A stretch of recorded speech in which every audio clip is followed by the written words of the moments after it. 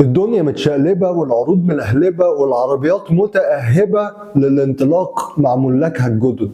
مع أول كام يوم في شهر رمضان الكريم شفنا طبعا خصومات يعني جميلة وكتيرة على عربيات عديدة. من أحدث العربيات اللي اتعمل عليها خصومات الفترة الأخيرة كانت رينو تاليانت، اللي هي تعتبر دلوقتي أرخص عربية من علامة أوروبية في مصر. المهم من غير رغي كتير، اخوكم السويق احمد خالد يحييكم في فيديو جديد، والنهارده انا جاي اقول لك على اهم 5 معلومات لازم تعرفهم عن رينو تاليانت بعد ما سعرها نزل 100,000 جنيه.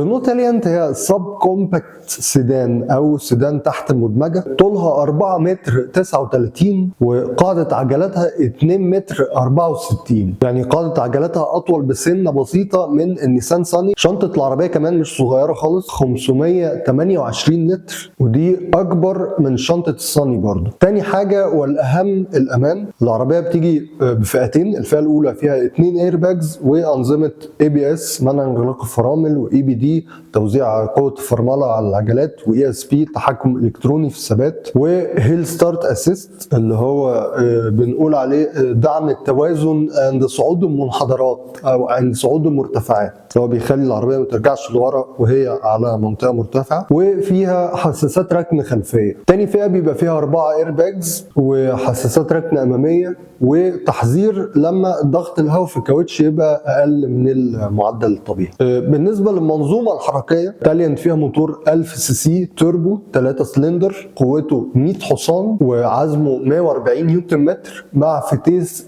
CVT اللي هو اوتوماتيك متغير النسب، ما فيهوش تروس، بيبقى معتمد على سير وقصه كده. المفروض يعني ان هو يوفر تجربه سلسه للقياده واستهلاك قليل للبنزين. اما عن الاوبشنز او التجهيزات، فتاليانت بتيجي في الفئه الاولى بجنود 15 بوصه وفوانيس هالوجين قدام، مع اضاءه نهاريه LED اللي هي بنقول عليها داي تايم راننج لايتس، مصابيح ضبابيه اماميه وخلفيه، فوجات يعني. المرايات اللي في الجنب كهرباء بس مش ضم كهرباء، وبيبقى فيه مثبت سرعه واطاره مالتي مع شاشه لكمبيوتر رحلات 4.2 بوصه. يعني انا شايف الفئه الاولى بصراحه يعني فقيره شويه من ناحيه التجهيزات. هي اعتقد هتبقى مناسبه لحد اللي هو مش عايز عربيه مجمعه محليا، عايز عربيه مستورده واوروبي تحديدا، فيعني هتبقى اختيار كويس. لكن الحقيقه الفئه يعني اللي فيها اوبشنز مناسبه يعني هي الفئه الثانيه، بتزيد بيبقى فيها جنود 16 بوصه